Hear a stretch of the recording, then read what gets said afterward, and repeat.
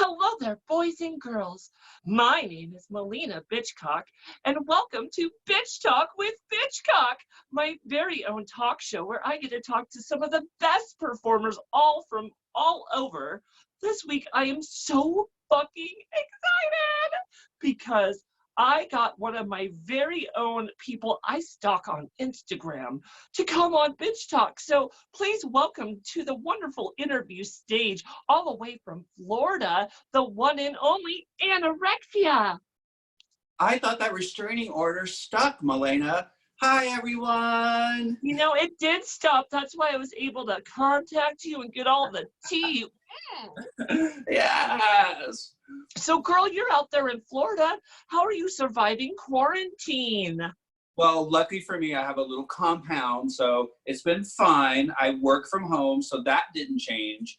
But, you know, not being able to just go out to a bar or see my friends, because I'm a serial hugger, so not to be able to touch anybody has been probably the hardest. But other than that, you know, lounging by the pool, listening to the palm trees, you know, the life. Oh my goodness. Well, I relate very much so. I'm a serial fondler, but of course with consent.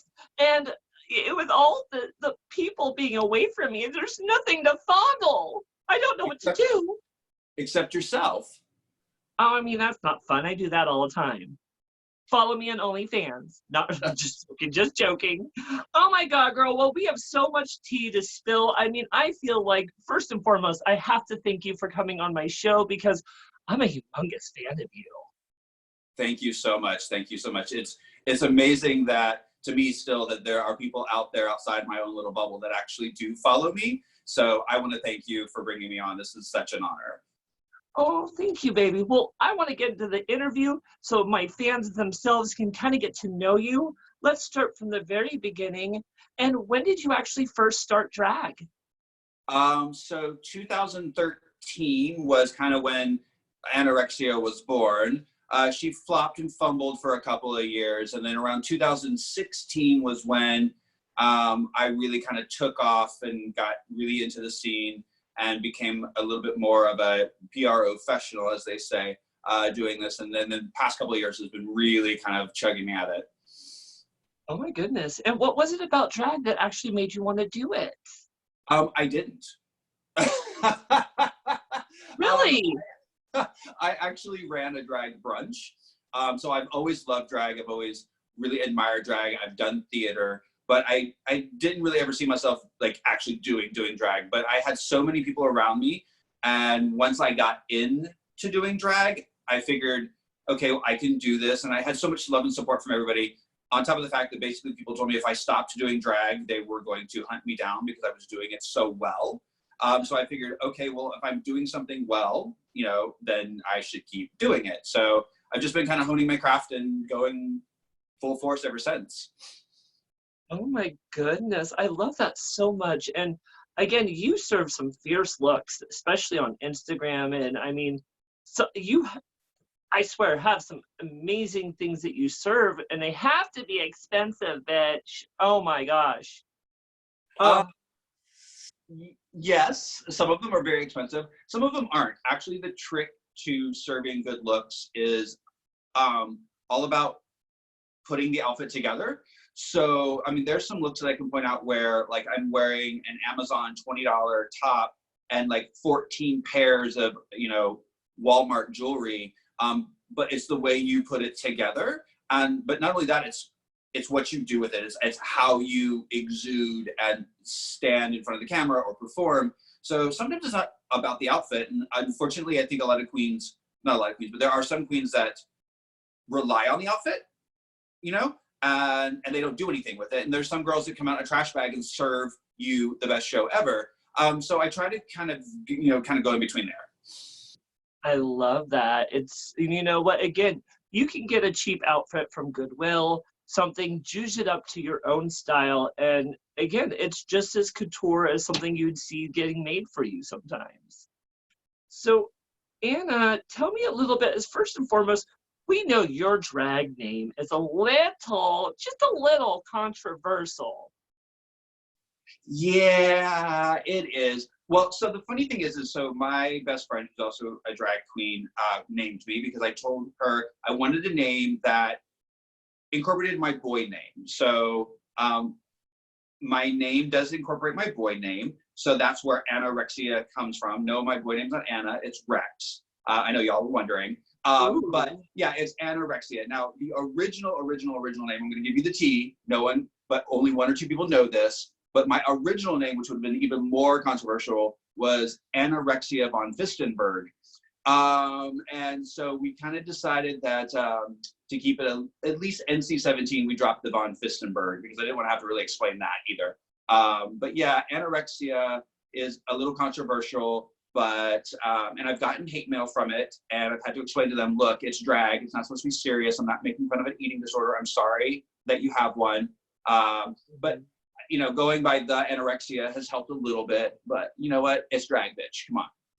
Absolutely. And you know, my name also sometimes can be controversial, which I don't understand because it's just bitchcock.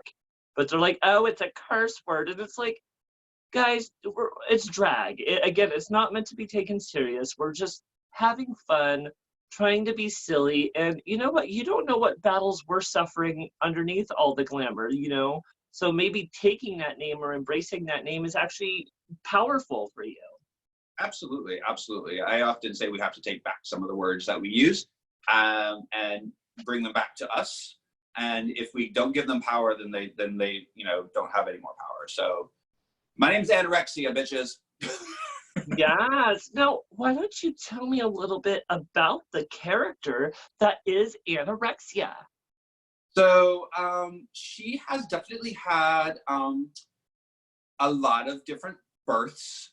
When anorexia first started, she was club kid, she was irreverent, she didn't wear boobs or hips.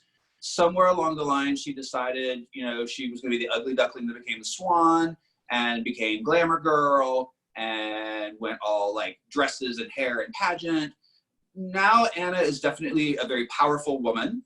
She loves her glamour, she loves her rhinestones, she loves her big hair, but she also loves her club kid roots. So she's kind of like that really cool mother who is still stuck in the 80s and 90s. Okay, I love that. I mean, that sounds like a great description. Now, what is your personality like once you get in drag? I mean, it's louder than what I normally am. It's vibrant, but it's always about a show. But it's also about being humble. You know, when someone compliments me, when someone says, hey, can I take a picture? It's all about, you know, thanking them, because without them, y'all, people watching, I would not have a gig, right?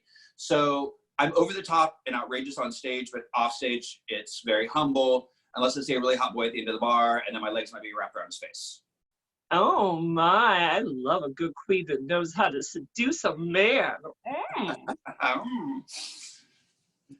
Well, perfect, young lady. Now, why don't you tell me a little bit about your drag style?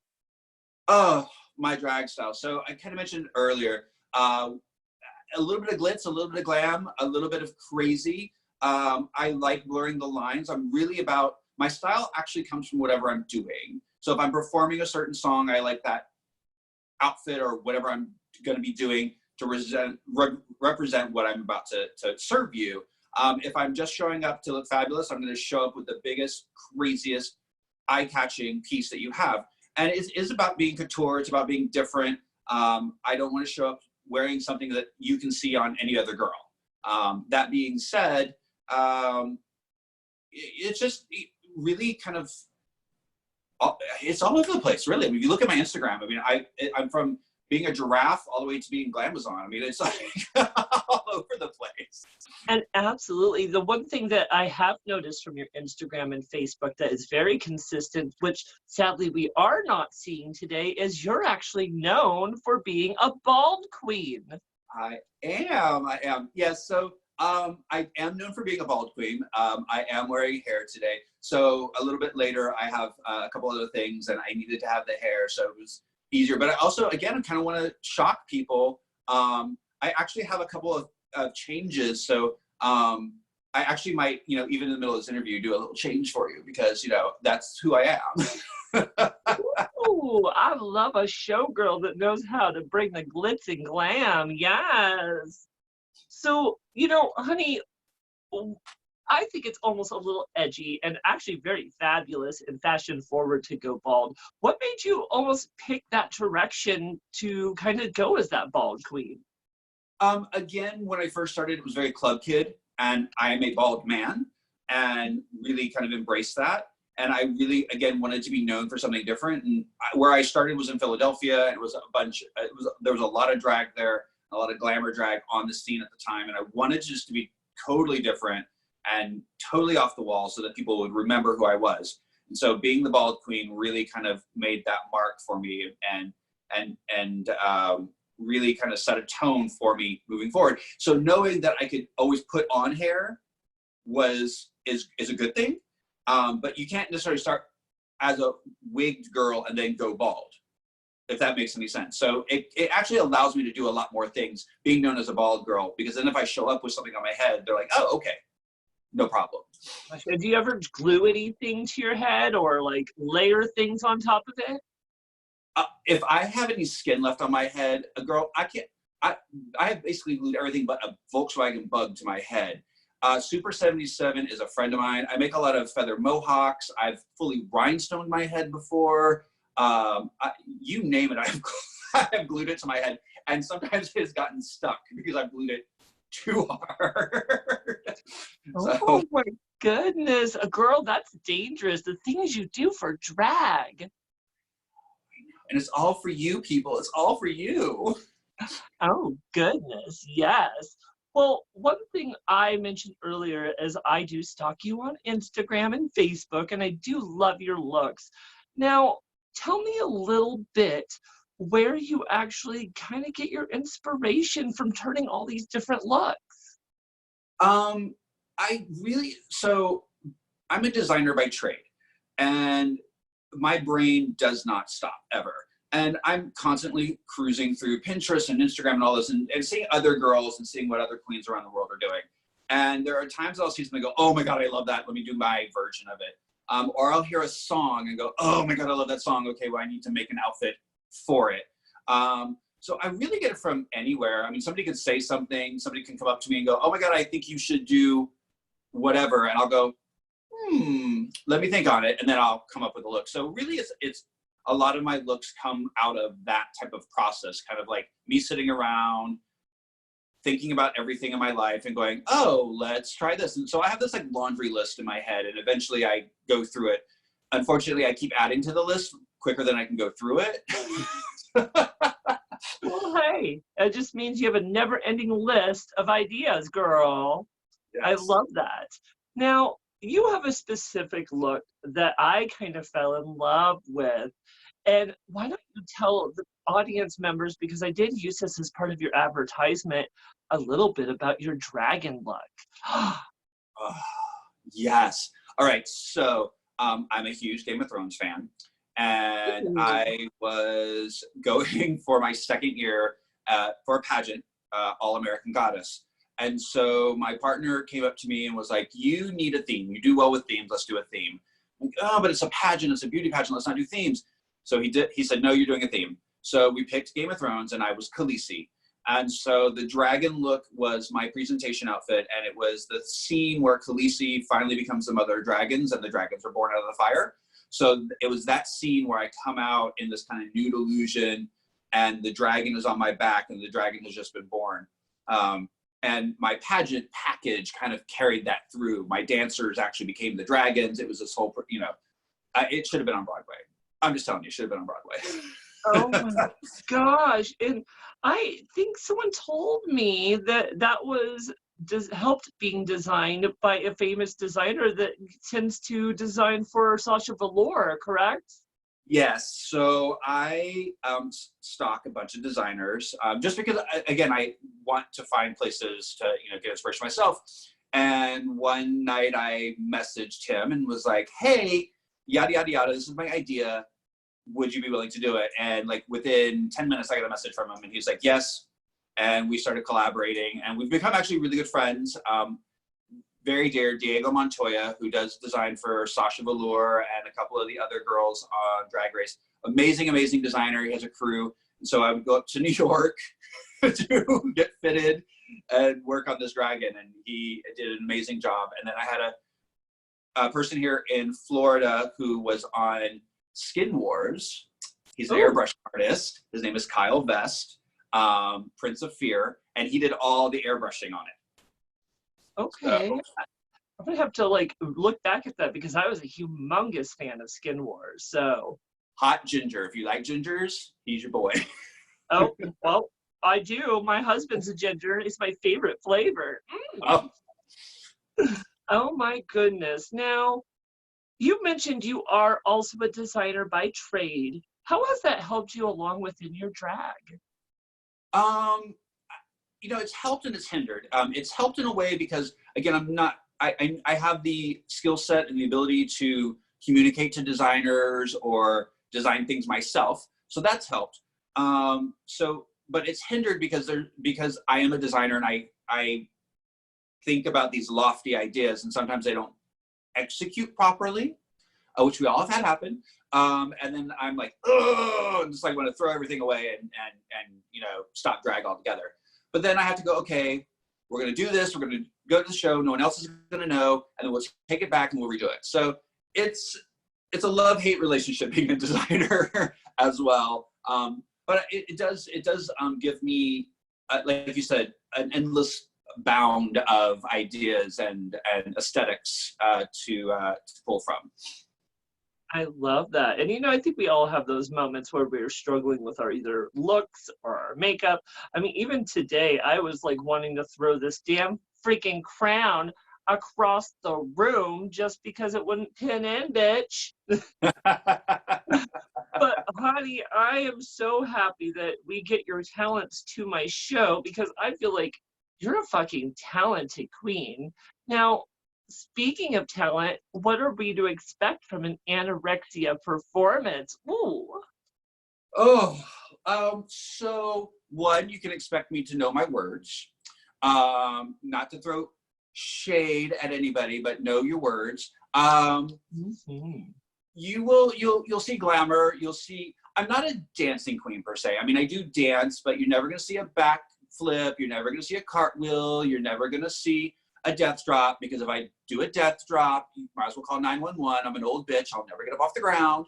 Oh, come on, girl. You don't think you could do any tricks on stage? Oh, I can, but their name is usually Jose, George. No, I'm sorry. Wrong stage. Ooh, those are my kind of tricks. Yes. No, I just, I'm more theatrical. So I'm very like, I'll come up to you, I'll grab the dollar, I'll caress your hand, I'll touch your face, I'll say thank you underneath my breath. I mean, I'll give you some moves and some little, shimmies and stuff, but it's really about serving face and making sure that you see what we're there for, the lip sync. All these young girls and all these girls that can do the flips and the twirls, good on you. Go join Cirque du Soleil. Because if I don't see your lips move, then what are you doing? And that is all tea, all shit. And I will tell anybody that to their face. I'm the type of person, if you can stand on the middle of the stage and not move a single hair on your body and serve me that song, bitch, I'm going to throw the dollars at you. I'm going to make it rain. Make it rain. And that really is the sign of a true performer. And that's what I strive to be. Like, strive to be a true performer, not somebody who relies on tricks and gadgets. I love you. I love that, those ideas of coming on stage and just owning your own character. Myself, I'm known for kind of bringing comedy on stage just because that's part of my character. Do you ever bring comedy? No. I'm witty, but I'm definitely not a comedy girl. In my everyday life, I can say, my partner usually says, I leave the comedy to me, because he is really the comedy person. If I need jokes or anything, he writes them for me. In a moment, I can usually be quick banter back and forth, but if it's planned, I've tried some comedy numbers. Whew, like the Titanic, they split in half and sank, and I just got through it and got off the stage. Not doing that again. Bye. Oh my gosh, but I don't know. I love comedy. I feel like having the ability to make people laugh, that's a powerful tool. So that's why I always but you're a beauty queen. So I kind of understand that you kind of are a different style of queen, where I'm that. But and I think that, and quite honestly, I mean, that brings a point. I mean, everybody has a style, and I think really is about finding what your style is and honing that, and really being, you know, kind of true to that aesthetic. You know, try something different and break out the box. I'm all for it, and I'm all for doing those things. But also knowing what you're good at and what you're not good at is also, I think, key. So, I mean, try it, and if you fail, go, oh, we're not doing that again. Stage left. And I've done that. I've done it. I've done the failures, and I'm like, we ain't doing that again. well, yes. Now, what sets you apart from other queens on stage, you think? One, Besides knowing your words. One, I'm probably the tallest bitch on stage. I am 6'3" and I wear 8-inch heels. So usually I have to duck through all the doors. No, I think really it is, again, about performance. When I come on stage, I make sure that you are paying attention. And if I see that you're not paying attention, I don't have a problem getting your attention and making sure that you're engaged. I really make sure that you're engaged. And I find that a lot of the new school girls just kind of get on stage, do their thing, and leave. They, you know, either way, they don't really care. For me, it's really about the audience. So really, most people remember me because I come out and do things, one, that they haven't heard before, two, they haven't seen before, and three, that I make sure that they're engaged at all times. Okay, I love that. Now, it's funny that you say you don't really consider yourself a dancer, which is fine, but the reason I think it's funny is because a little birdie told me you used to be a professional dancer on the MTV grind. Tell me a bit about that, bitch. Yes. So boy me is definitely like go-go boy centric. I auditioned for MTV The Grind back in the 90s and was on the MTV special for Las Vegas. And then MTV called me and my friends, a group of us, and we were brought out to Malibu and to see this following season. So as a boy, I'm a dancer. I was a go-go boy. You'll find me out on the dance floor and the clubs. But for whatever reason, when I get up into Geesh, I'm like, no, I just want to stand here and be pretty. It's very odd, and a lot of people don't understand it because they know that I am a dancer, but I'm not a dancing queen, and they don't understand it, and I don't understand it either, and I just kind of go with it. Maybe one day. But I love that still had to be an exciting experience to be featured on MTV. Like, do you have the ability to look back at that footage at all? So it is on YouTube. I have found it. I'm trying to figure out a way to tag it to my YouTube page because I can spot me in them, and it's kind of funny. I'm like, oh, there's young me. In Las Vegas, middle of summer, 100 degrees outside, and black leather pants. And a boy page haircut. Like, what the hell was I thinking? Oh my goodness. But yeah, it's out there. I love it though. I mean, that's a quite an accomplishment. And I mean, bitch, like I said, I mean, I am shocked you're not bringing all those moves to stage. One day, we'll see how much tequila it takes, right? Oh my goodness. Now tell me a little bit about competing in a little competition with the one and only Mimi I'm First that she calls Drag Wars. So Drag Wars is what kind of launched my career. Drag Wars was a drag race styled competition held in Philadelphia. It was 14 weeks long, every Thursday night, started around midnight, and I lived almost 2 hours away. So I drove there every week, spent the night, drove home. It was crazy. But I will say this, it really, as much as I cussed at people and threw my shoe at people and felt that it was rigged, it was a popularity contest, for me, it made this happen. I look back at pre-Drag Wars and I look at now, and look at the transformation, the confidence that I have, the ability to have these types of conversations with people and not be shy, believe it or not, me shy. The makeup skills, really, it pushed me to do things that I wasn't necessarily always ready to do. And I met some really amazing queens in Philly, became really good friends with them, still friends with a lot of them today. Made some really great enemies with the queens in Philly, and still enemies with them today. It was intense. It was an intense competition, but it really kind of got me ready to become a better queen. And how long is that competition? It was 14 weeks, my season. Oh my Way too long. God, girl, that's long. And what did they all make you do during that competition? So every week you had, just like Drag Race, you had 2 challenges. You had mini challenge and a maxi challenge. And then after you did the mini challenge, you were then, the bottom 2 from the previous week had to lip sync for their life.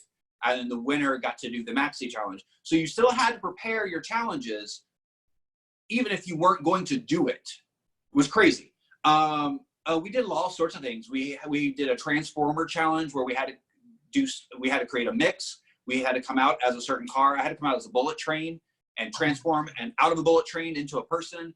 We did, yeah. My most iconic look was the animal pageant. My animal was a giraffe. I recreated the Lion King's giraffe and came out on stage on stilts, and you can see it on my Instagram. I was the tallest drag queen ever on stage. Betsy Ross, I did a Betsy Ross challenge where I made a 65-foot American flag and raised it behind me. I mean, it goes on and on and on. Oh my gosh. And were you ever, oh, I'm sorry. And were you ever intimidated knowing that this was hosted and put it on by a Rue girl?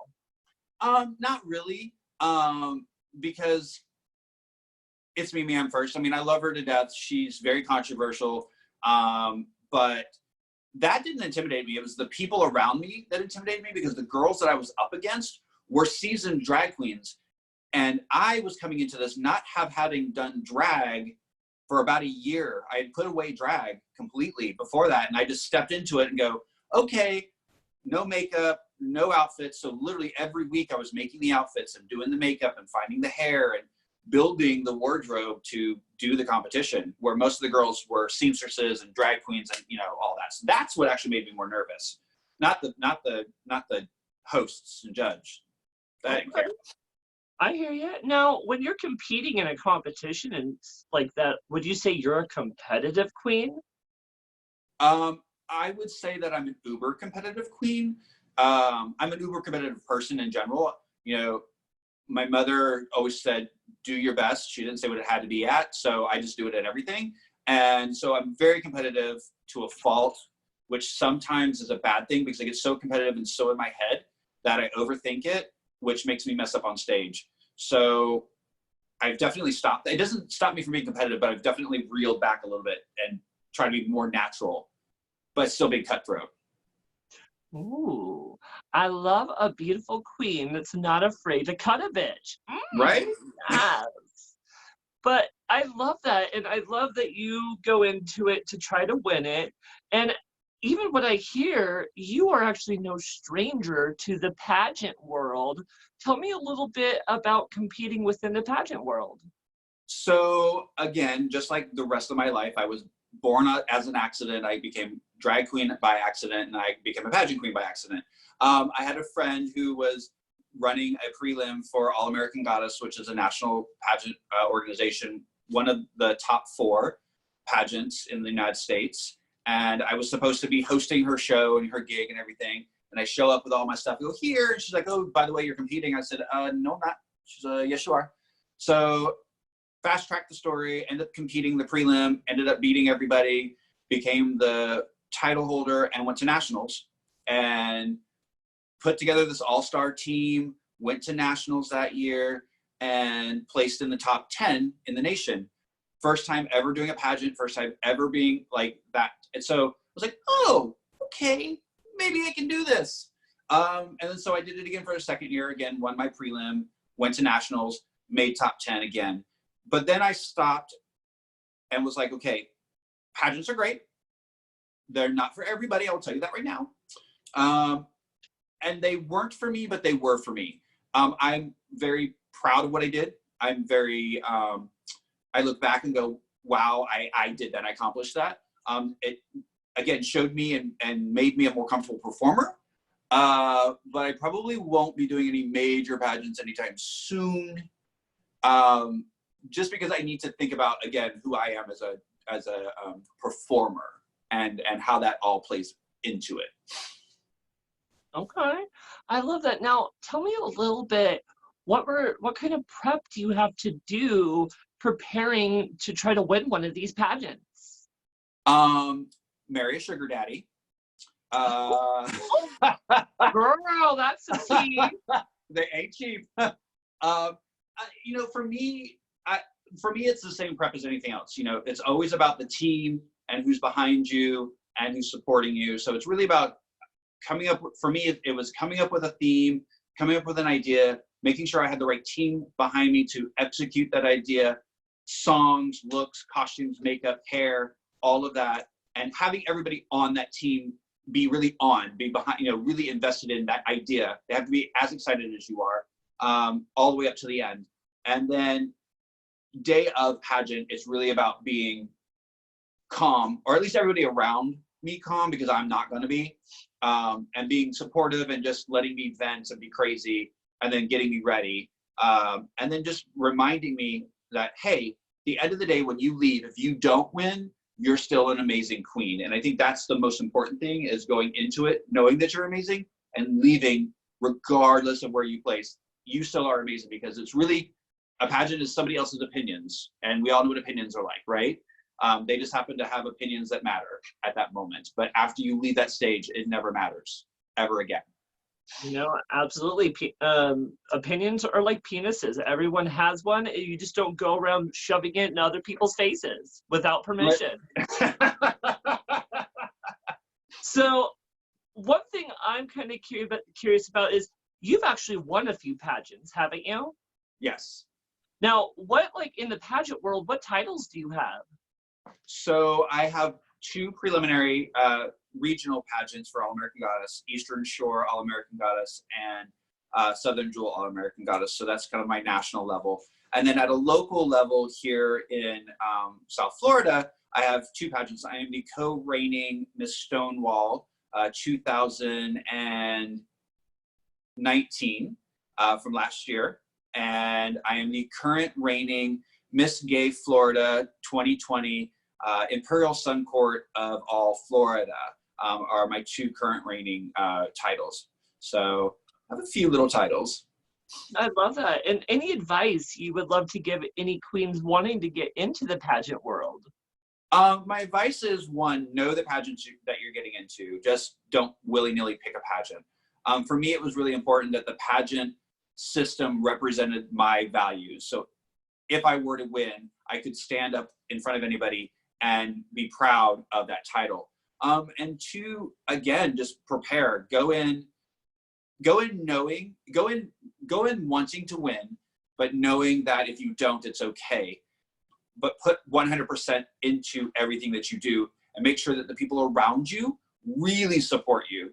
You don't want yes men or women or hims or hers or thems or theys. You want people who really care about you and are willing to tell you yes, yes, or no, no, and support you with all the love and support that you need. And marry a sugar daddy. Oh, girl, I miss my sugar daddy so much. Woo. I tend to love older men, by the way, hi. And I was lucky enough for a little bit to be in a relationship with a man that was, I wouldn't say he was my sugar daddy, because I actually loved him, but like, he definitely did a lot of nice things, and I will say I definitely miss that. You know, it's always good. You know, they say love doesn't buy happiness, but it does sure do buy pretty things. So, and you know, it may not buy happiness, but it does make it very much easier to disregard the unhappiness. Thank you. Well, love, you mentioned a title I would love for you just to go a little more in about. Tell me a little bit about being a reigning Stonewall title holder. Oh, so, okay. So Stonewall Pride is South Florida's local pride. And it's a local pageant with a local title, but it holds a lot of value within our community here in Wilton Manors. And the year that I competed was my first year to compete, and I competed against some really heavy hitters in the communities, people who have been around forever. And the woman who won is an amazing queen. She has been around since the dawn of time, literally, love her death, old as dirt, and has won every title known to man. And she won. And I was her first runner-up. And we became really good friends. And during our Pride Parade, we were up on stage and we were performing. And so she's doing her number, this, that, and the other. She brings out the king of Stonewall with crown and all this good stuff and starts doing a speech. Now, last year was the 50th year of the Stonewall riots and the 25th year of our Stonewall Pride Parade. So it was kind of this kind of big culmination of things. So she then announces my name and brings me up on stage. And I'm like, what's going on? What's happening? Who are you doing this? And at that moment, she crowns me the co-Stonewall. And her speech was, because she's trans, and she said, a trans woman and a drag queen started Stonewall. So this year we are going to have a drag queen and a trans woman represent Stonewall. And it was just this amazing moment. She did it without telling any of the organizers. She did it purely out of her own heart. And I will never forget her. She's been my sister forever. And it's been a real blessing. And because of it, I've started a couple of projects that hopefully here soon will be launched out. I'm launching a website called Stonewall and Me. And it's going to hopefully videotape the Stonewall survivors or people who were there at Stonewall or people who knew people who were at Stonewall, because we need to kind of really start capturing that, because a lot of the new girls and boys out there don't know what Stonewall is. And I feel like our history is starting to fade away. So this was kind of my way of doing something for the community. So it's kind of a side project that I'm working on with it. Absolutely. In fact, that was my next question. So I'm so happy you brought it up. Tell us a little bit about that little project that you're working on and what the end goal is. So Stonewall and Me will be a website where you will be able to see live video feed of people who were either at Stonewall, new people who are at Stonewall, or how Stonewall has affected them throughout their life. Both the Stonewall riots and just all pride and the way the LGBT movement has started and gone over the years. The goal is to really capture the original people as much as possible that were there. They're not getting any younger. Like I said, last year was 50 years, and you figure some of those people were in their 20s or maybe 30s. So do the math, people. They're getting older. And I want to make sure that the younger people who are growing up LGBT, that how all these rights and privileges and stuff that we did, even I didn't have coming out and growing up, really have something to go back to and see what happened and why it happened and how, we got to the place we are, and to really honor those people. It's really about honoring them and immortalizing them, much like any other thing that we've done. And I just found that we don't have that. And so it's my goal to actually start that and get it up and running and push it out into the world. And how can people help support that project with you? So right now, if anybody wants to send me a message through Instagram, Twitter, any of the platforms that I'm on, please send me a message, send me an email, and we can just start talking. Like I said, I own the website. I don't have it up and running yet because there's no content to put on it. And I'm really trying to, it's really not as easy as people think to really start getting stuff moving like this and getting the crew together and figuring out how to film it and all that good stuff. So there's still a lot of planning, but if people want to become involved, please just send me a message and I would be more than happy to talk to you. Oh, I love that, girl. I really love a queen that's willing to just take time to educate and give back, and that definitely sounds like something you do. In fact, why don't you tell me a little bit what doing charity work as a drag queen actually means to you? Well, for me, it's actually everything. The reason why I started drag was charity events even. For me, again, doing drag is obviously about self-expression and doing all that, but it's also, entertaining people and giving back to the community. People give us money, right? They give us dollar bills, we entertain them. It's reciprocal, but also, just at the core of my being and our partnership with my partner, we like to make sure that the community at large, we are blessed individuals and we have a very good life, and there's a lot of people out there that don't. So we try to become partners with organizations that help our community. Because again, one day, I mean, look at what COVID's done. I mean, there's been thousands of people that one day they were flying high, and next day they're, almost homeless because they lost their job. So you never know when you're going to need resources from your community. So I think it's important that everybody at least once or twice a year give back to the community, do something that is giving back. Don't expect anything back from it, just do it. Because again, you never know when one of your friends might need something or when you might need something. So it's really important to me to be part of organizations and events and stuff that help the community that is out every night drinking and giving me dollars. Oh, absolutely, Queen. And it's always important to do that. And that's one thing a lot of younger queens don't understand is they focus on making the money and wanting to be a big name and get on RuPaul's Drag Race. But, there's more things that are important. And, if you are going to be out there and try to make a name for yourself, you also need to learn that it's because we are cheerleaders for the queer community and we're here to kind of uplift our community. You'd also need to learn to give back. So I love that how that's part of drag is really beautiful. Now, Anna, tell me a little bit about working with the Imperial Court system, because I also know that you've mentioned your title holders through there, and I'm also a member of the Imperial Court system, so I know how much work they do. Right, which was interesting that I found that out. So she's been stalking me, y'all, but we're sisters, so we're actually family. Yes. Oh, I yes, hope not, because I think dirty things about you. Incest is best, put your sister to the test. Okay, so Imperial Court. So the Imperial Court system, for people who don't know, is one of the oldest LGBT organizations in the United States. And we encompass actually all of North America, Canada, and Mexico, and South America, Canada. There's 70 courts, if I remember correctly. It really is an organization that raises money to give back to the community at large. And so for me, the court system was something that really resonated with me and my core value and core beliefs. I've been performing with a lot of the girls here in Florida, and they're always coming up to me, hey, when are you joining? When are you joining? When are you joining? And my life just was always kind of in crazy flux. And then the pageant came up, and it was a way for me to enter the court system. And so the stars just aligned, and I did the pageant, won the pageant, and now I'm the reigning queen. And so for me, it's become an instant family. It's a group of people who all have, for the most part, the same goals in mind and the same forward trajectory.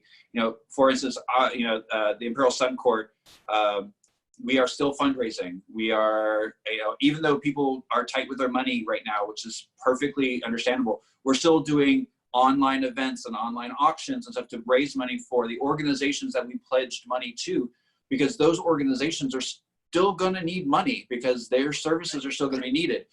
So really, it is really near and dear to me to see my family, who some of them are jobless themselves, but they're still out there being selfless and raising money for organizations that they said they would raise money for before Coronageddon started.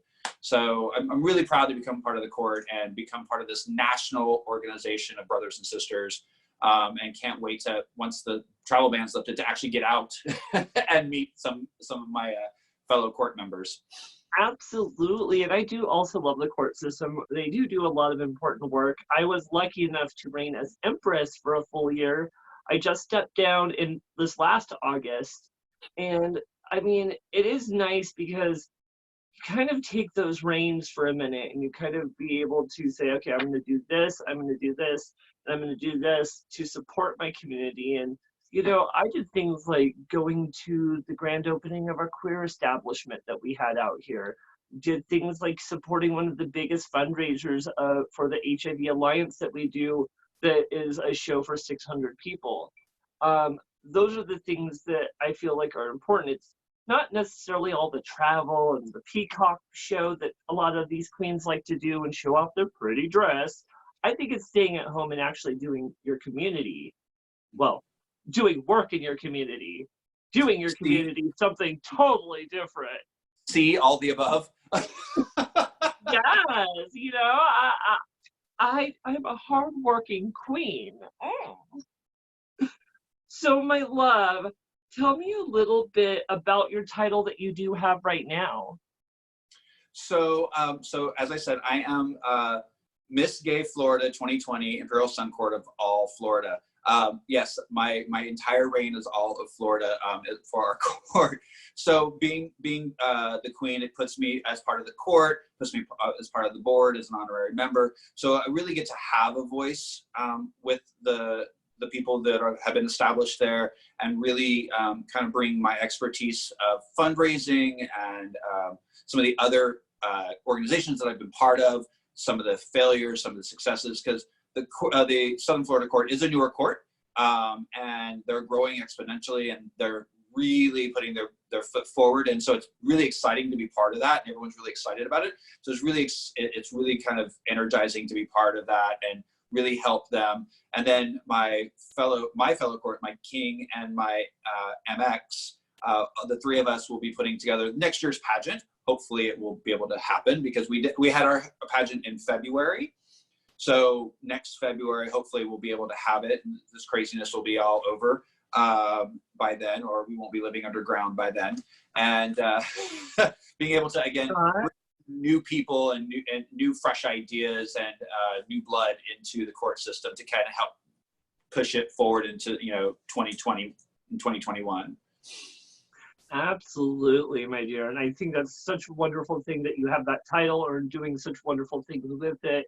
Now, I am curious, with all the bar titles and pageant titles and court titles, how many titles do you actually have in total, girl?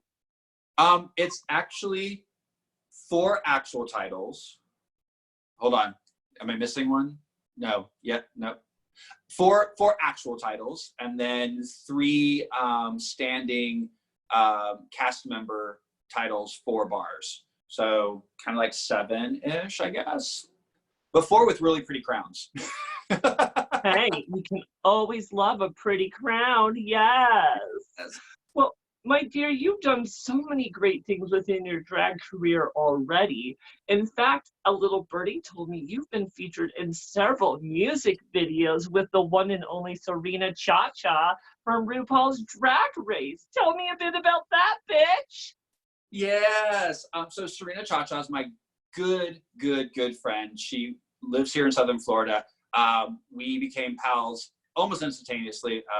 She has done my makeup for me for pageants. She's done hair for me, costumes, outfits. She's just a ball of energy. She's like a chihuahua that never sits down, and I love her to death.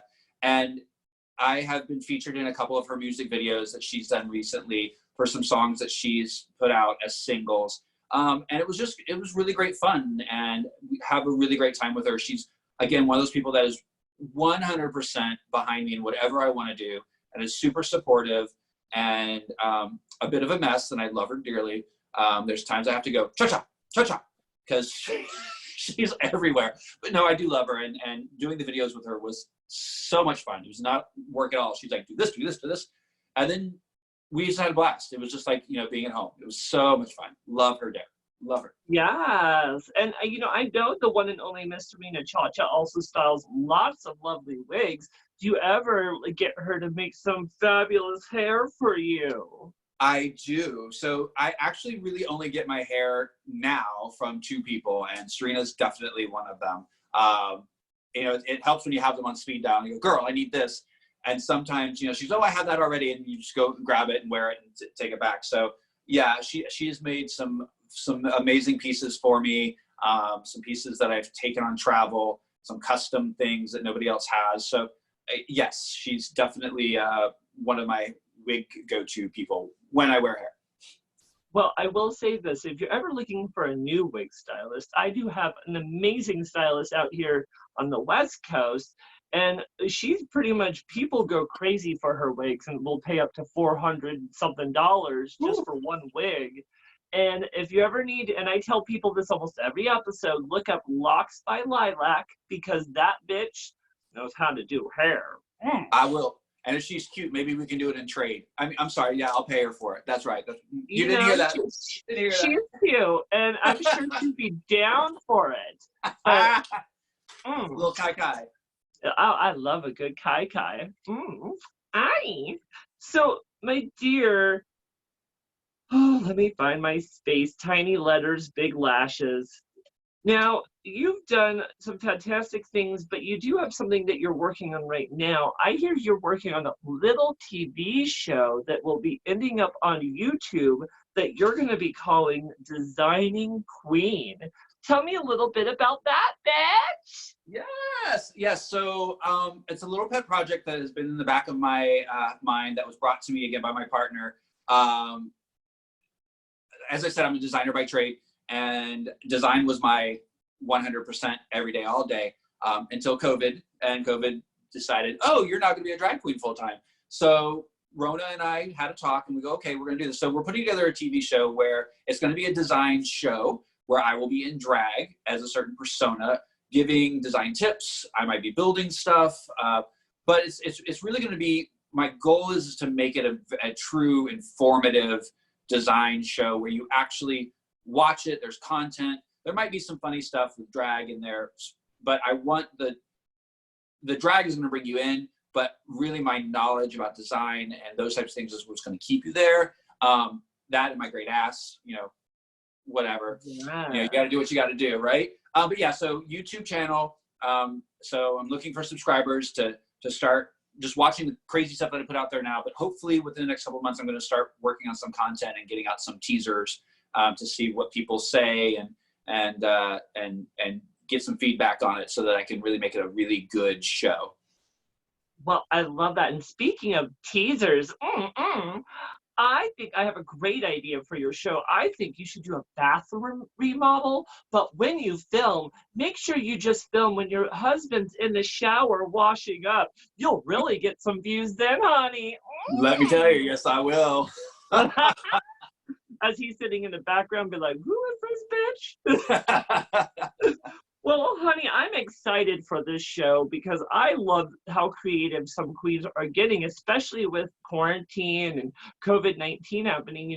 We're losing gigs left and right, but bitches are getting creative, and I love that TV shows are coming out, virtual shows, and I love that you're doing something that's very different than what I'm seeing out there and putting together like a design show. I love that. Thank you. Absolutely. Now, I first personally discovered you on social media, such as Instagram, Facebook, and I also know that you do serve a lot of fantastic pictures and videos through Instagram, Facebook, and TikTok. Would you consider yourself a social media queen? Not as much as I should be. It's funny because I do put a lot of content out there, but I probably don't put as much content as I should put out there. So I'm trying to get better at it. Again, like I said, believe it or not, drag was not my 100%. It was a side gig, a side hustle for me to do something to enjoy. And so I just never really got into, doing it at 100% all the time. But now I'm definitely getting out there. I'm learning. I'm trying to figure out the ways to get, Insta famous and viral and all those good things, So it's one of those things. I'm having fun doing it. If I become famous, great. If not, I've got followers out there, and what counts is they're happy, right? Absolutely, dear. If you really want my advice, I'm always going to be the pervy queen that says, release a sex tape. That'll get you instantly famous. No, do it, because I want to watch. I'll be like, oh, girl, look at that. Oh. I'll give you the video link to the cameras that are already set up in my shower. Bitch, I'm going to hold you to that. We have you recorded saying that. So one thing that you've done that I've actually had the privilege of also doing is you had the wonderful opportunity to go to DragCon out in New York and also the UK. Tell us a little bit about your DragCon experience, love. Oh my God. So I'll start with New York. New York was crazy. Let's just put it this way. New York is about selling goods to girls.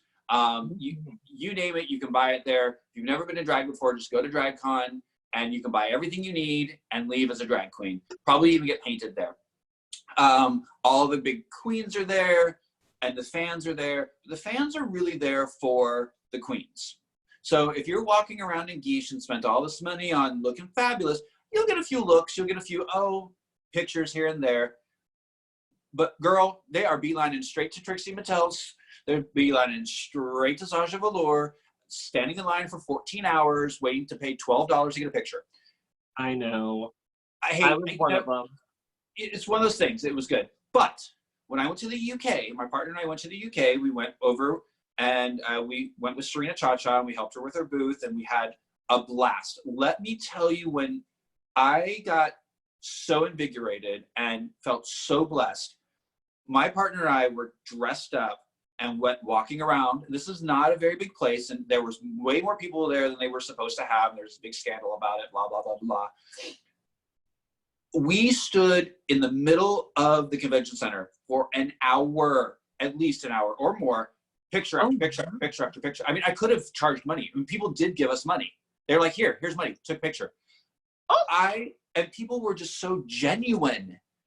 And I even had a family come up to me, husband and wife with their children, little baby, like baby, and little girl. We took a picture with them. She literally put the baby in my arms. And then jokingly, Daddy, who was hot as hell, was like, okay, we're going to go walk around. Y'all can have the kids. And I was like, huh? I mean, I think that's a great idea. You have a drag con service you could offer drag queen nannies. I mean, it was insane. But I can't tell you how many families, how many mothers that came up to us and said, can you please take a picture with our daughter? Or oh, really, he's a she or she's a he, or his drag name is, and they didn't even blink an eyelash. It was such a we even got people, because I had little business cards and people to get people to follow me on Instagram. We even had a mother message us through Instagram saying that taking a picture with us was her son's highlight, and the conversation we had with him put the biggest smile on his face. And I have to find that, because we're supposed to send her a picture and I haven't done it. I feel so horrible. We need to send a picture to him. He was the cutest boy, not a fear in the world. He was probably like 12, 13 years old, dressed in drag, living his best life. And it literally made me cry to get this message from his mother, who was so supportive and was like, you are a ray of sunshine. And I was like, no, you are a ray of sunshine, because you are allowing your son to be who he wants to be and be so supportive of it. It was amazing. UK, hands down amazing. Oh my God. And so would you say between New York and UK was a better drag con experience for you? Absolutely, without a doubt, 100%, hands down. Okay. Hands down. Now, something I heard you did in DragCon that I really want you to talk about is, I heard you and your partner served one of the most popular drag looks of the weekend, which was a big Star Wars themed look. Tell us about that. Yes. So my partner and I, when we do drag, we try to do drag pieces that coordinate with each other. And we have a big height difference as well. So we went, and we do this kind of 1950s housewife gig. So we went as R2-D2 and C-3PO as housewives. So I was head to toe gold, bald, but 50s housewife. And he was R2-D2, had the little R2-D2, carried around a pie. Like, he had an apron that was R2-D2 and had like blue hair. And when I tell you that everybody was hunting us down, we literally had people hunt us down to take pictures. It was insane. Absolutely insane. I love it. Now, between both New York and UK, what was your favorite thing about DragCon? I think my favorite thing about DragCon in general is that it's a place that everybody can come together and celebrate drag. And it might sometimes be your first experience with drag. You might be an experienced drag queen. But everybody there, for the most part, is positive and happy and all there for the same reason. So for that, I love it. And I hope that it continues to be that. I hope that it continues to bring fresh, new people to the scene and really celebrate those people. I'm hoping that it stays a little bit raw and doesn't become this commercial juggernaut that I unfortunately see it becoming. Right. So that's my only, Rue, if you're listening, girl, if you're listening, wouldn't that be the key? I'd be gagged if she's listening. She probably is. It's like she's watching Bitch Talk with Bitchcock, please. But no, girl. I agree. You know, when I went to LA, I was able to go the first 2 years. The first year was very raw, I think that's what made it so much fun, because the queens didn't care about making money. They just wanted to meet you. They wanted to have fun. They wanted to give you the opportunity to just kind of live your life. And then the second year, like you said, it got very commercial, and then it got much harder to meet queens. And, you know, honestly, for like a 6-hour event, you don't want to spend fucking 2 hours standing in line just to meet one fucking bitch. Right. Right. So, which I did, but that was for like Jackie Beats. But no, I love that you guys were able to live that experience. Did you get anything fancy when you were actually at DragCon? No, actually, I used it as a networking opportunity for me. I met some amazing drag queens from the UK there. I'm still talking to some of them.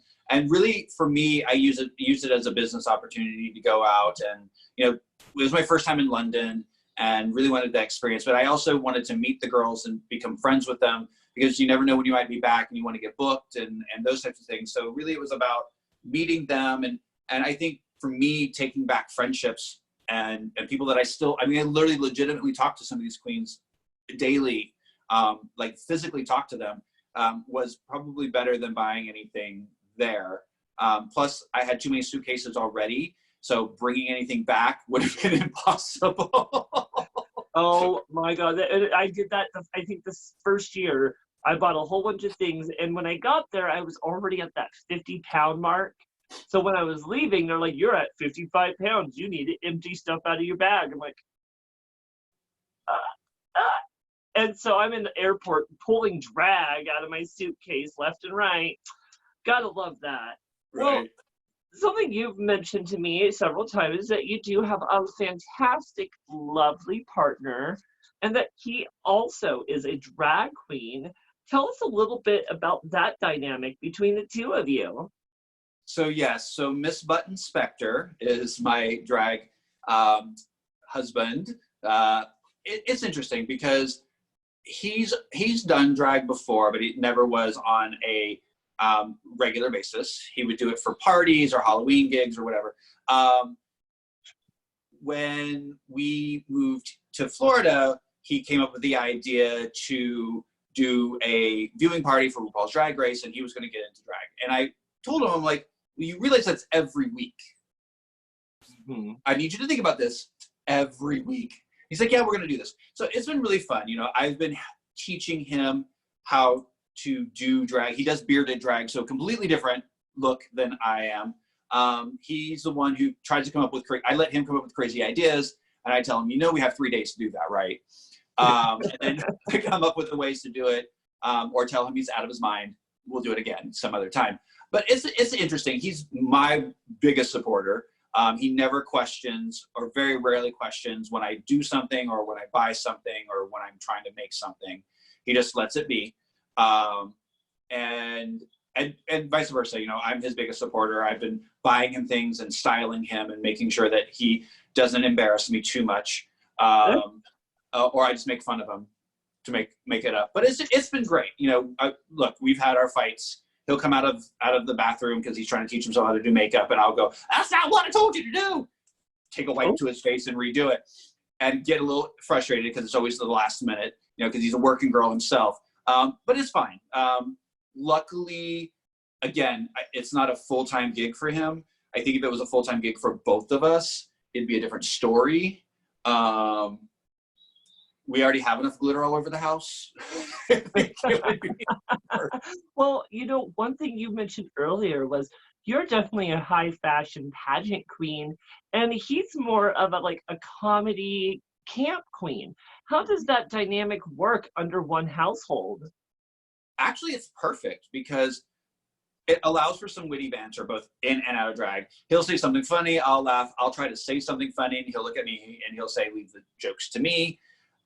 Last night, was it last night? Last night he said something, and I had something, and I whipped in right at the right time, and he just looked at me, he goes, you finally landed something, and I laughed. So, I mean, it works. It actually works. Again, because we're different heights, and it'd be funny if we both looked the same, because he would look like a mini me because he's shorter than I am. It makes it a fun dynamic. It makes it fun to watch because it gives us something to banter with. I think if we were both the same, or if we're both comedy, we try to be one-upping each other. This way, he can say something and I'll either roll my eyes, do the persona, or he'll say something funny, and it makes it interesting for people to watch. Oh my goodness, I love that too.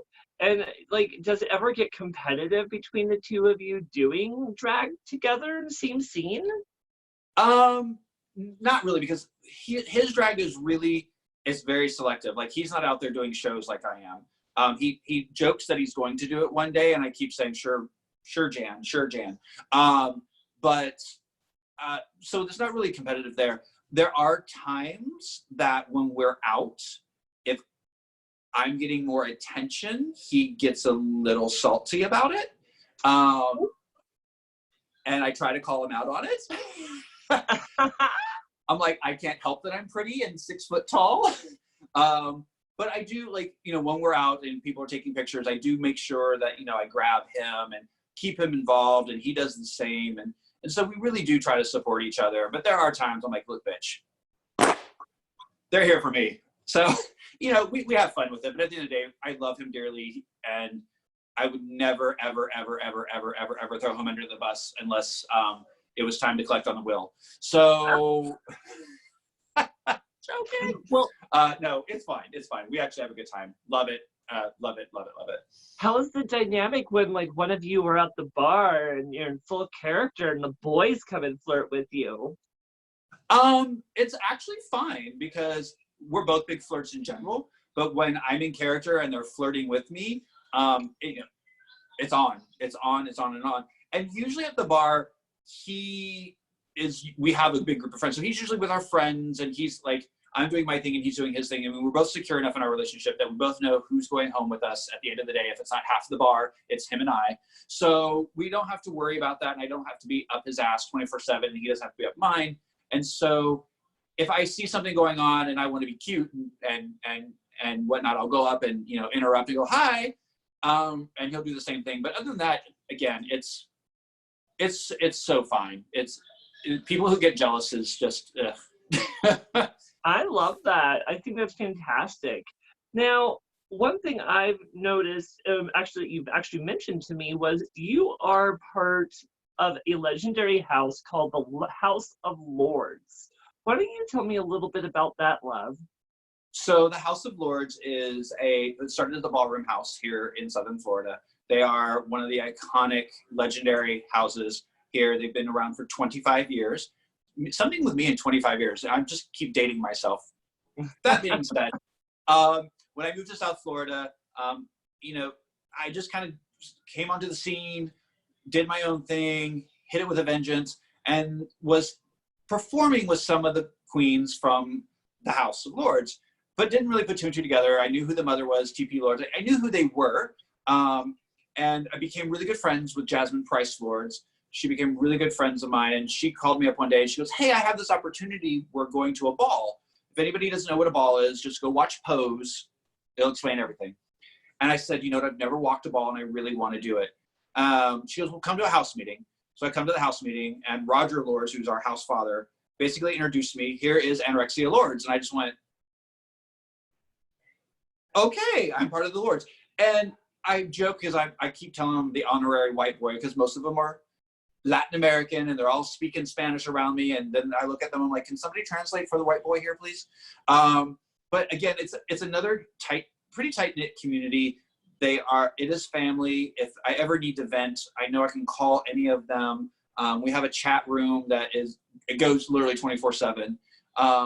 Because a lot of them work in bars, and there's a whole cross section of types of people who are in the family. And they all just kind of kiki and support each other. And it really is kind of amazing in the fact that I know that if I ever have problems, I have two very distinct families that I'm now part of that I can go to at any given time for anything. And it's an amazing feeling that I don't think I ever had as a queen until moving here. And it's been by far the best thing ever. Absolutely. And I love that you get that support and that kind of dynamic where you can learn off of other queens, because again, I come from a small town where, you know, I was lucky enough to kind of just hit and miss with my makeup and kind of learn off of my mistakes. But, you know, I started prior RuPaul's Drag Race with my drag. And, you know, when you live in a small town, you don't really have drag families. So I get very envious of the queens who do have those large families to support one another. Well, go, you're now part of my family, so you can call me anytime. Oh, I will. I'll be like, hey, what are you doing, Daddy? Ow! Oh my goodness. Now, you currently have done some amazing things right now with quarantine happen. You were doing, as you mentioned, the virtual viewing or the RuPaul viewing parties, but with quarantine happen, you've continued them as virtual viewing parties. Tell us a bit about that, love. Absolutely. Well, so every Friday we do, it's called Virtual Viewing Party. It's on Facebook. You can go to the page, Virtual Viewing Party. You'll see a picture of me and Button. Like the page. We stream live all night long. Think of it as Mystery Science Theater 3000 meets RuPaul's Drag Race. So we banter, we talk.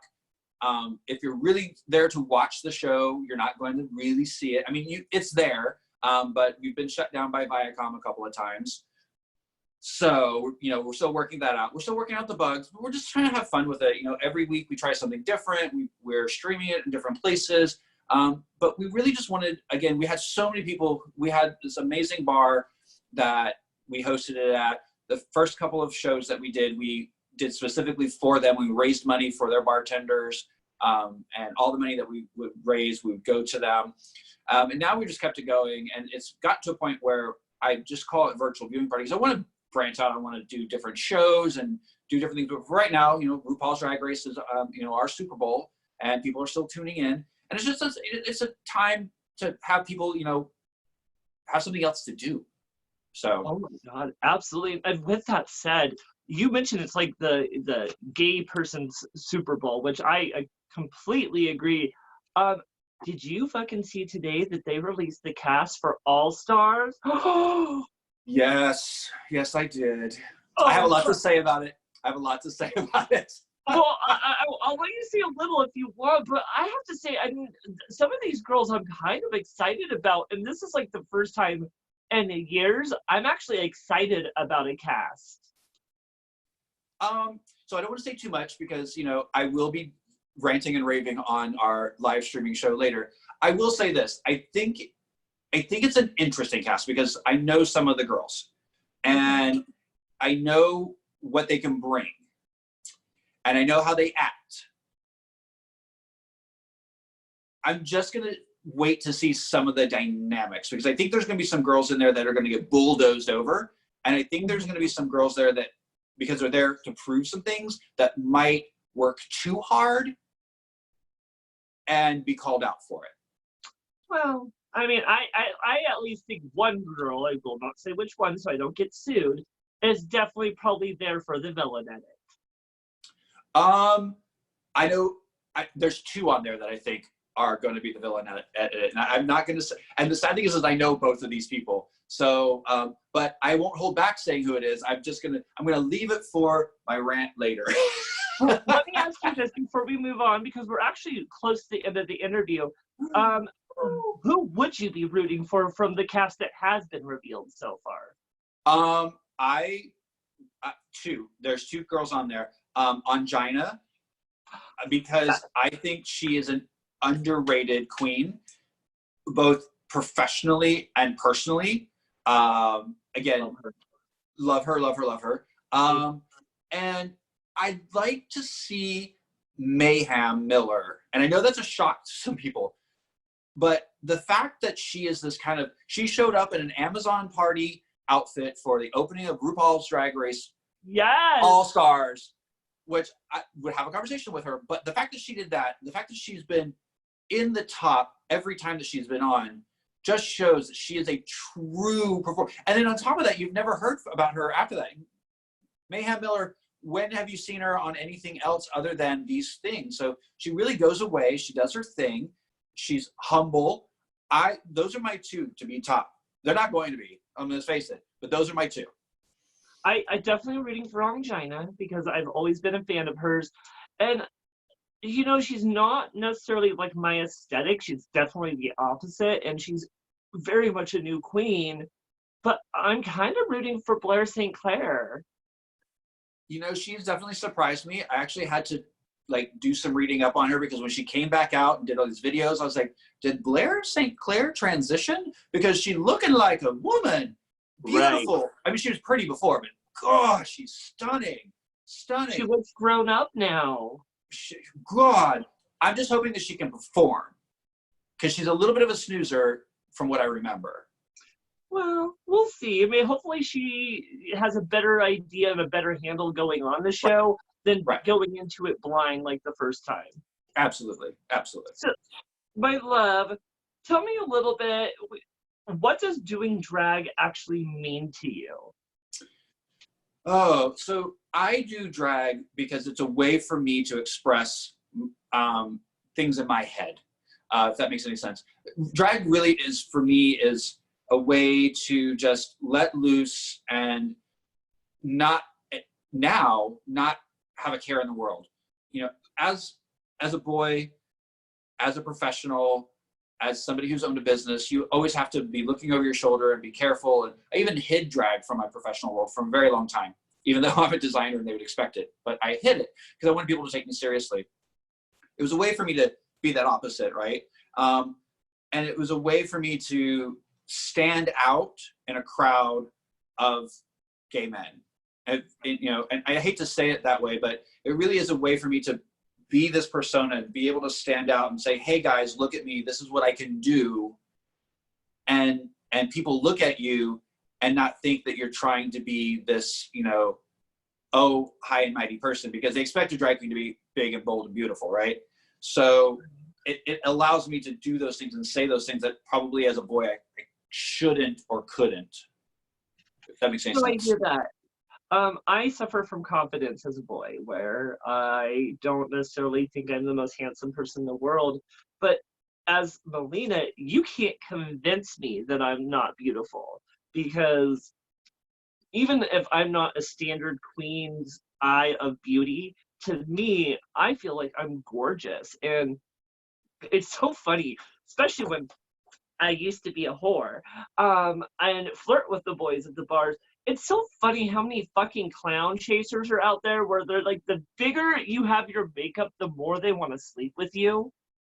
Oh, no, yeah, and I tell them all, we can go home together, but I'm showering first because I don't clown fuck. I mean, nope. I have. Especially when I was in Medford, you're like, well, I'm technically straight, but I'm like, well, I'll keep the garb on for you, baby. Oh, I love you. But I'm fucking you in the ass. I love you.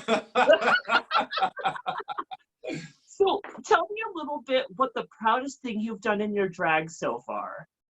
I think the proudest thing that I've done was back in Delaware when we lived there. Yes, boys and girls, if you've been keeping track on the map, I've lived everywhere. Lived in Delaware. I was part of an organization that was that helped homeless people. We ran a homeless shelter, and I helped create drag bingo in this little town in Delaware. And we did drag bingo once a month to raise money. And within 1 year, we raised close to $35,000 for the organization. And this is a town that mostly people go to in the summer. So in the wintertime, you're lucky to see a rat go across the street, let alone a person. And to be able to keep the community together and give them something to do, and also give back to an organization that was much needed, because in the wintertime it gets cold, and that's when we would open the shelter. So it was something that was definitely needed in my community. It wasn't necessarily LGBT, it was actually community based. It was for anybody, any walk of life. So to be able to be a predominantly LGBT board, giving back to a non-LGBT organization and community and raising money doing it is probably one of my proudest moments, and still to this day. And I've done a lot of stuff like that, but that to me is probably one of my biggest, proudest moments that to date, being a queen. Oh my gosh, I love that. Now, what would you say at this point in your career separates you from other queens? I think what separates me is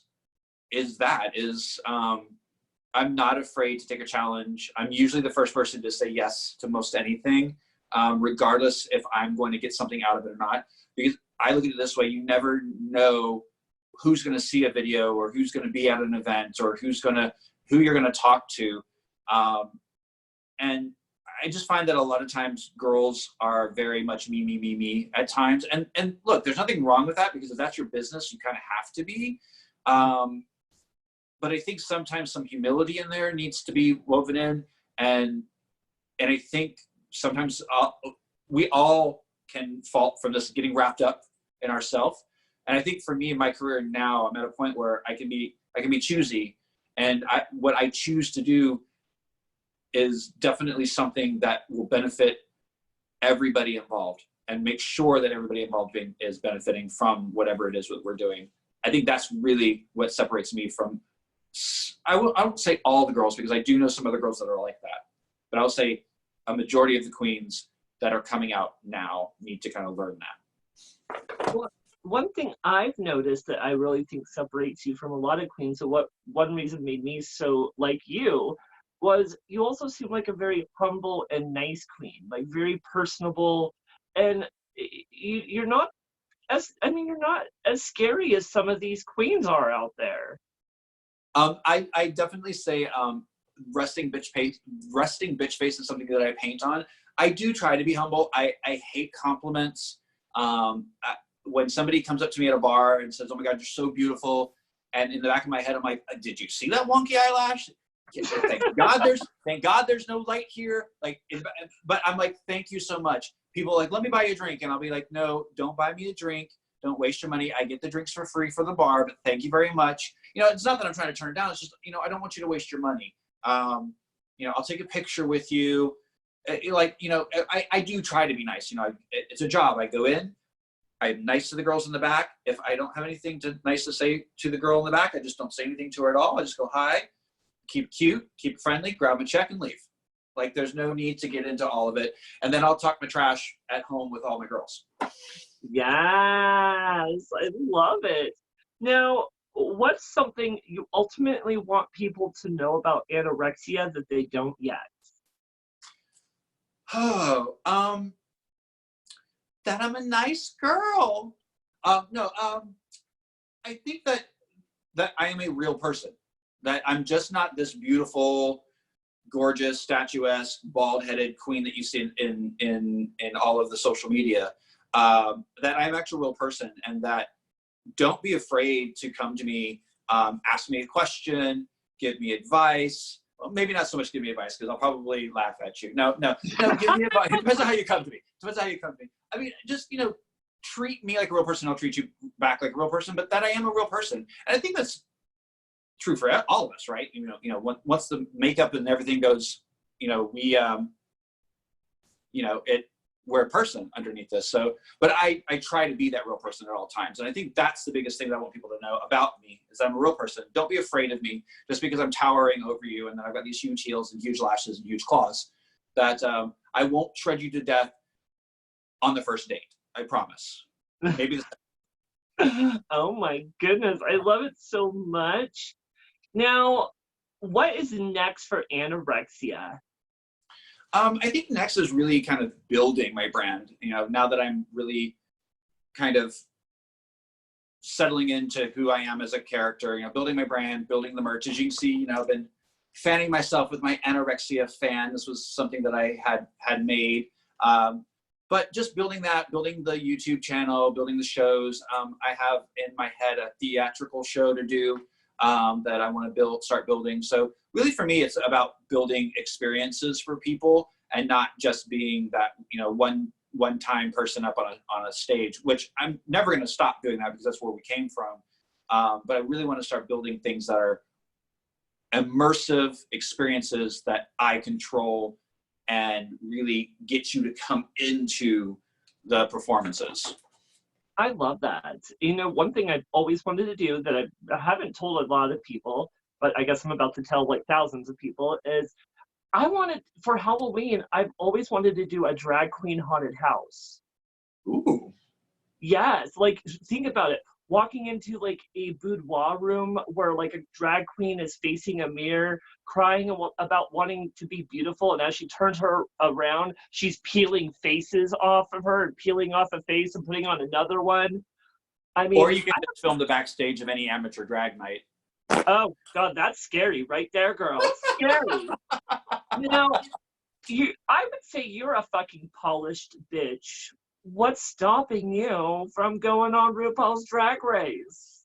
Two things were stopping me. Originally, again, my daytime gig was stopping me. To be able to leave my, you know, because I owned my own business, so to leave that for 6 weeks without anybody saying a word, it wasn't going to happen.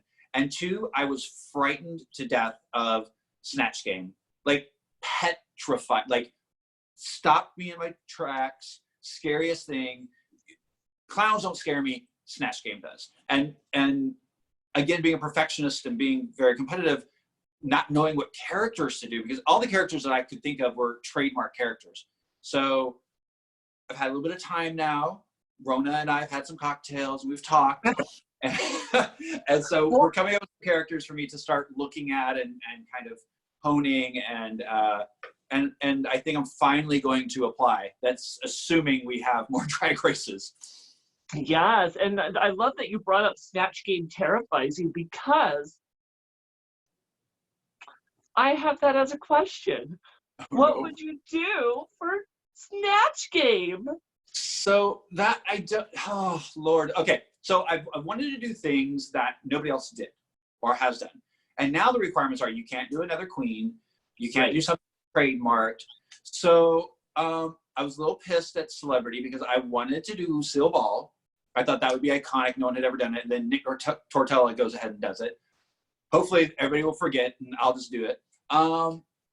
Other than that, I've had a really hard time thinking about it. My partner wants me to do someone like Eleanor Roosevelt, where it's so off the wall, no one's going to know what she's supposed to be like. And we can write really stupid jokes and really off the cuff stuff. And people will be like, oh, you know, who's Eleanor? No, nobody remembers who Eleanor Roosevelt is. So I don't know. So I've actually been asking my followers and my friends, every time I see them or go online, I say, send me messages on who you think I could do or what you think I would look like or those types of things. So that way I can have a list and then start kind of going through it and going, okay, yes, I feel comfortable doing that. Yes, because it's really about feeling comfortable doing the character. Absolutely, dear. And I love that you have been thinking about the Snatch Game. It's something I think about all the time, even if I don't want to go on Drag Race anymore. I think being able to do an impersonation and bring another character to life is quite a skill, and it's something I've always wanted to do. I won't mention the ones I've mentioned in the past, but one I have wanted to do when I did want to go on Drag Race was actually a male character, and I wanted to do Andy Warhol. Oh, that would be so, and I could see that. That would be good. And, you know, one for you that, you know, it's never been done, and it I think would be a great character, and I mentioned to you in the pre-interview, is I could almost see you as like an Ellen DeGeneres. And I've been thinking about it. It is made it on the list. It has made it on the list. So I've taken notes. I have heard. And I am processing. Yes, queen. I love it. Well, honey, we're almost done with the interview. Honestly, I only have one last question before we move on to our game. And this is a hard question. I mean, like, hard. Like, hard. Mm. What did you think about your experience on Bitch Talk with Bitchcock? I hated it. Can you please erase all of it? I'm suing you tomorrow. No, actually, this was amazing. This thing, I can be funny. No, it was amazing. I love talking to queens like yourself who just, you know, come from a good place and come from a place that, you know, wants to know about people and wants to bring, you know, our craft out to a mass majority. I loved the fact when you started this, and it was really about celebrating different types of queens and different styles, and not, you know, being that kind of typical, you know, you know, you were really personable, and that's what I loved. And, you know, even when we talked beforehand, it was like we knew each other. And I think that's a true testament of somebody who is true and honest. And, you know, and I want to thank you from the bottom of my heart for, you know, bringing me on, because this was, you know, definitely something that was fun, and I would do it for you anytime. Oh, I'm so grateful that you came on. And the reason that it seemed like that we knew each other so well is because, bitch, I've been stalking you for years. Well, again, I am grateful for all the kind words, because my intentions for the show are nothing but positive. This is supposed to only be a space to uplift other performers, to kind of let people get to know them. And, you know, with that said, I do kind of want to just make a little announcement for my audience members. You know, this is a very vulnerable thing that we're doing here, where I'm bringing performers out here, and they're really sharing some of their deepest secrets and moments. I need to let you know this is a safe space for all of my guests, and I don't want to hear that you are sending comments, negative messages that include racism, transphobia, hatred, or shame. Guys, this is a safe space. So if you are watching this, and I don't care if you don't like the person or the episode that you're watching, turn it off. That's the best thing you can do, because this is a positive experience. This is to uplift people and to just really show that I care about people. So, and that I want to know more about them. So I don't want hate happening, and don't use my platform for Bitch Talk with Bitchcock to hate someone, because it's just absolutely fucking unnecessary, and I'm tired of it. So I am gonna say it. There's just a little announcement, little from me to you. Sorry. But I am happy to say, if you've enjoyed this interview with the one and only Anna Rexia, please look within the description where you can find her PayPal, her Venmo, and Cash App, so you can give her a little extra something. You know this bitch likes the tip. So I'm also excited to say that our next episode is going to be May 11th, as I have the one and only singing queen herself, Fanny Ruggaburn. She is going to come on here and talk about her life as a live singing drag queen, and her life in a small town. That's awesome. So I'm excited. Now, girl, you've survived the main interview of Bitch Talk with Bitchcock, but we have some games to play. You want to play a game with me? Let me get my game hat on. Hold on. Yes. She just went down. She's going to go down. Oh, shit. She's ready. We're ready, girl. Oh, girl, I love this. Well, we're going to play a Bitch Talk with Bitchcock favorite that I like to call Inspire or Fire. So what this is going to happen is I'm going to name a couple of names, and you can tell me if you would either fire them because they piss you off, or they inspire you. Ah! So for round one, let's take it all the way back to the 80s, the one and only Elvira, Mistress of the Dark. This is a hard one. And I'm probably going to get hate mail for this, but I would probably fire her. Why? Because, okay, again, I'm going to get hate mail for this. I feel like she plays into a stereotype too much, and I know that she's not that. And I don't know. I'm just gonna shut up right here. I'm just shocked because she's like one of her personality is a big part of where I've learned Maliena's personality. Look, and she plays a character and she plays it well. I just don't connect with it. I just don't connect with it. Well, perfect. I can't wait for the next one. For number 2, one of your dear friends, the one and only Serena Chacha. There are times I want to kill her. No, she definitely inspires me because I look at her and I know where she came from and I know where she's at now. And she is not only a genuine person when you get to know her, and she got a lot of flack when she was on Drag Race. And I rewatched her episodes and I'm like, that is not the girl that I know. So she does inspire me because I personally know her and I personally know her struggles and I personally know what she does every day to make a living. And it's actually a huge inspiration if you get to actually know her and not look at how she was edited on RuPaul's Drag Race. All right. Well, speaking of RuPaul, for round 3, the one and only RuPaul. Again, I'm going to fire the bitch. Tell me why. Look, RuPaul has done something for our community that no one else has. I will give him that hands down. But at the end of the day, this to him is a business, and it's no longer about the art form. I think it's all about what he can sell. It's sadly true. In fact, my biggest goal for years was I want to get on RuPaul's Drag Race, and that was like my ultimate goal.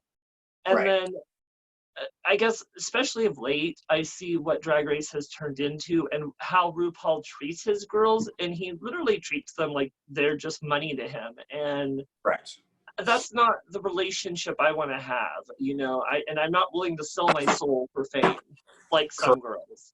Correct. Okay, for round 4, she's all the way from season 1 of RuPaul's Drag Race, the one and only Nina Flowers. Definitely inspired. She was actually the person who I modeled my drag after when I first started. Again, really? She's one of those. Yeah, she's again one of those queens who is very humble. Is actually very shy. She paints for the gods. She's not afraid to be different. She's an amazing DJ. She's just an amazing person, and that's why she inspires me. And as you can tell, people that I personally know and people that I follow and get to know, that's to me is inspiration because they are truly, truly, truly an amazing person. And she's just an amazing artist and she's an amazing performer. She's hands down amazing. Absolutely. And she's just literally one of my favorites ever, just because her style is hers. And I've never seen anyone be able to replicate what she does. Okay, for your last round of Inspire or Fire, we have the pop star diva, Demi Lovato. So she actually is an inspire. And it's partially because, I mean, I don't know her. I only know what you read.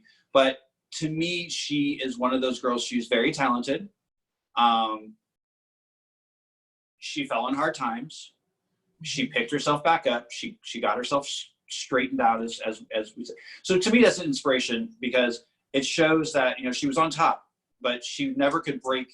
She never was one of those girls that broke like a Britney Spears and all that. I mean, she was popular, but she was not popular. And she could have been, and she should have been, because she was an amazing performer, amazing sound. And she broke down, and then she got back up, and she's going back at it again. So to me, again, that's an inspiration. That's very powerful to show character that you can get knocked all the way down to the bottom and then, come back up. Absolutely. And her music means a lot to me. I mean, I listen to some of her music on hard days. And in fact, even when there was a moment where I was doubting my drag recently, I listened to, I believe it was Sorry Not Sorry. And I'm like, bitch, why am I feeling bad for myself for other people trying to bring me down? Absolutely. So, well, perfect, my love. You survived our first game. We have one more game, and then we're going to say our goodbyes. This one is definitely a Bitch Talk with Bitchcock favorite that we like to call Truth or Drink. Well, let me get my cocktail. Okay. Yes, and while you're getting your hands on that cock, this queen is going to tell you how the rules work. I'm going to name a series of shady questions, and you can either answer truthfully or take a drink. All right. Are you ready for it? Perfect. Then for your first question, tell us a RuPaul girl that you are dying to kai with. Oh, this is easy. Lord. So my drag, there's two. The Drag Princess. Oh, yes. Hot. And Morgan McMichaels. Oh. Hot. Oh, I'm just up my. there because I'm going to pop my tuck because there are Oh, so my God. many. And I'm quite a fan of Cameron Michaels. I mean, his wiener pictures got leaked, and I'm like, hey. He was the next one. I mean, I could keep going. Basically, anybody that is trade and has tattoos, just sign them up. Just bring them my way. Bring them my way. Perfect. Then for round 2 of Truth or Drink, tell us about your worst performance flop that's ever happened to you. And a performance flop is where a wig fell off, a boobie falls out, you fell on your face, or something embarrassing happens. Okay, I've had a couple of them. The worst one was I was doing a show. The theme was Broadway musicals, and I had the bright idea of doing Starlight Express. So I come out in this huge thing of a flowy gown or whatever and rollerblades, and doing rollerblading in a circle in this little tiny dance floor of this little tiny club, and not knowing that my discomono was longer than it should be, and it got caught in the wheel, and I stumbled, and it all got caught on video because my partner videotapes everything that I do. Doesn't mean that we keep it, and he has kept that video and threatens at any time that I think that he did something horrible, he just goes, "Remember that time you were on rollerblades?" And I just walk away. Oh my God, it sounds like your husband is a smart cookie and knows how to use blackmail against you. Very much so. Well, perfect. Then for round 3, tell me the shadiest thing you've ever done in drag.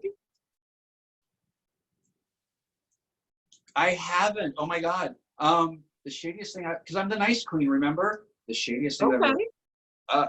I actually can't really, I personally can't think of anything that I've done shady. So I'll drink for that. How about that? Then that's perfect. Then take a drink. And then for number 4, maybe you'll be able to do this one. Tell us a shady dressing room story that you've witnessed. So it happened outside in the bar. A queen was taking money, took some money. It was apparently $100 bill. Lifted it up, showed everybody, stuck it in her bra. Went upstairs, started putting her money away. The girl who gave her the $100 bill did it by mistake. She thought it was $1 or whatever. Comes running up to the dressing room and goes, "Oh my God, I gave you $100. I want to tip you. Here's 20." The girl turned around and said, "I don't know what you're talking about." And through the whole night, kept telling everybody, "I don't know what she's talking about. I don't know what she's talking about." Later that evening, another queen was in the audience and was filming every bit of it and had it on film. And the girl to this day still denies that she did it. That's hardcore. I mean, girl. And you have to realize that that's not going to leave a pleasant taste into your fans' mouth. They're not going to want to ever tip you again. Or not, they may not even want to come into another drag show because of that experience. The person who runs that show never booked her again because of it. So, yeah. Well, actions have consequences. Don't be a bitch if you want to keep your bookings. Exactly, unless you're named Bitchcock. Yes, and even my name being Bitchcock, I'm actually known for being one of the nicest queens on the scene. You're a sweetheart. The reason they actually call me Bitchcock is the thing hanging between my legs.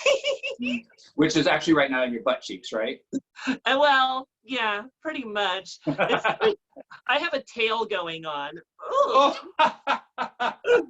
Okay, perfect. For your last question then, of Truth or Drink before we say our goodbyes, is have you ever hooked up with an Anna Rexia fan? Yes. Tell me.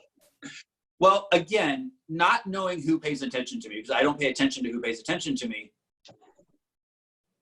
Hooking up with it's happened more than once, where and then afterwards they're like, "Oh, by the way, I know who you are. I'm like, well, obviously, we just hooked up. And no, they're like, I know you're anorexia. I'm like, God damn it. Because, everyone's always sometimes weird about drag queens and you just never know. But I have hooked up with people that knew who I was as a queen. But I haven't hooked up with somebody because they knew who I was as a queen, if that makes any sense. Well, no problem. Maybe I can change that for you. My address is. Well, perfect. Well, Anna Rexia, honey, I again feel so privileged that you came on my show, allowed us to have that opportunity to just kiki. Again, I have been a humongous fan of you for years.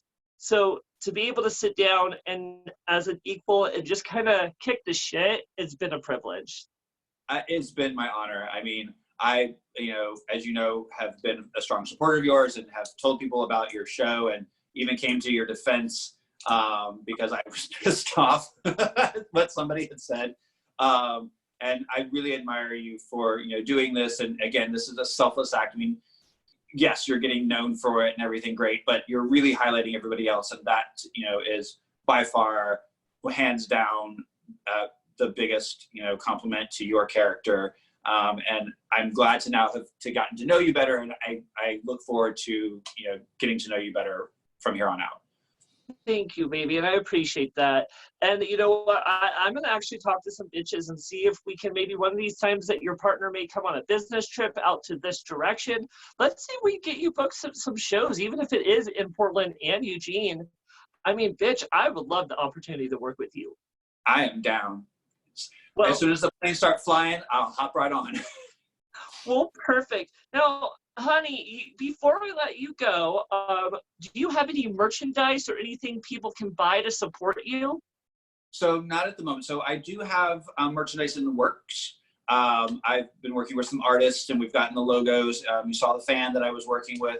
So we're getting it all in the works. It's actually not as easy as people think. Some of the websites now require thousands and thousands of followers for you to sell it. So please like all my social media to get that up and running. But I am working with some local people that might be bringing it out soon. The best thing is follow me on social media, like the stuff that I'm doing, and just follow me. That to me is great. And then as soon as the merch comes, I will definitely let everybody know, and it'll even be up on my own website. Well, I love that. And I will say right now, for anyone that wants to tip $5 to me during Bitch Talk with Bitchcock, you can get your very own Bitch Talk with Bitchcock sticker. And you just send me a private message, and I will make sure to get that for you. Every $5 tip will get you a sticker. So if you want a full dress of stickers, bitch, just keep that money raining. Well, and for $20, she'll show up at your house. Well, for $20, I'm willing to do a lot of things.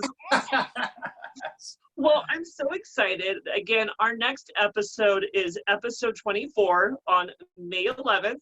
We have Fanny Rugberg joining us to share all the tea of being a live singing queen. In the meantime, please make sure you do tip my extra special guest, Anna Rexia. She's really spilled all the tea for us today. And all of you, again, thank you for supporting Bitch Talk with Bitchcock. This is a fantastic platform where I get to support some of the best entertainers from all over. Anna Rexia, thank you again for coming on our show. Thank you, thank you, thank you, thank you so much. I love you. Love you all. I love you too, darling. And not just because you're a beautiful queen, but because you're a hot boy too. Ooh. Well, again, boys and girls, I hope you all stay safe during quarantine and have a fantastic weekend. And I will see you for our next episode this Monday. You all have a fantastic day now. Mwah!